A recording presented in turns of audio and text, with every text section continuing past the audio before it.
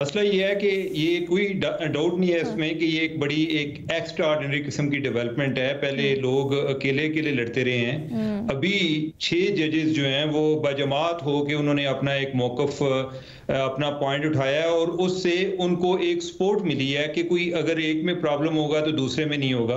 ये एक बड़ी अच्छी बात है और उनका मैसेज इट्स वेल रेजोनेटेड, बहुत ज़्यादा गूंजा भी है और ये सुना जाना चाहिए, इस पर कोई काम भी होना चाहिए। लेकिन ये उनको रियलाइज कराने में अगर कोई ये बात करे कि माजी में किसका क्या रोल था, ये बात करने में कोई प्रॉब्लम भी नहीं है। अगर किसी का माजी में कोई मसला था तो उनको ये रियलाइज कराने में जी कि अब तो आपको याद आ गया, कम अज कम आप इतराफ ही कर लें कि आपका माजी में क्या किरदार था। ऐसा कोई मसला नहीं है, हम एक इशू पे रह सकते हैं, हम शख्सियात को डिस्कस भी कर सकते हैं, लेकिन एट द सेम टाइम हम इशू को भी बात कर सकते हैं जी कि ये बड़ा अहम है, इसको रिजॉल्व होना है। मेरी शौकत सिद्दीकी से आपसे बात हो रही थी, मैं उनको पूछ रहा था कि जब आपके साथ प्रॉब्लम आया था तो क्या मसला बना था। उन्होंने कहा जी कि जो अभी जिन लोगों ने किया इनमें से एक जज थे जो कि उस टाइम हाई कोर्ट में मौजूद थे।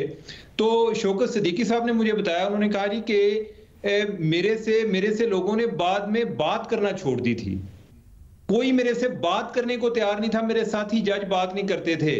और एक जज का उन्होंने बताया कि वो कोई मुझे ईद के टाइम पर कोई ईद मुबारक का कोई मैसेज कर देते या फोन कर देते थे, बाकियों ने तो मेरा बाइकआउट किया था। और ये जिनका हम जिक्र कर रहे हैं ये भी उसमें शामिल थे। तो मेरे ख्याल है कि अब ये मेरे लिए तो मैं इसको इस तरह से पॉजिटिव लेता हूं कि इन लोगों ने कुछ लोगों ने अपने तजर्बात से भी सीखा है, तो इसका मतलब है कि हम आगे बढ़ने के लिए तैयार हैं। बाकी जो काजी फायजीसा के हवाले से उस टाइम भी जुडिशरी डिवाइडेड थी, यानी कि ये नहीं था कि सारे जो है बाजमात होकर उनके साथ खड़े थे। लेकिन ये है कि ओवरऑल जो एक सिविल सोसाइटी का या एक लॉयर कम्युनिटी का एक प्रेशर आया, मीडिया का प्रेशर आया, तो काजी फायजीसा जो उनकी बात भी सुनी गई।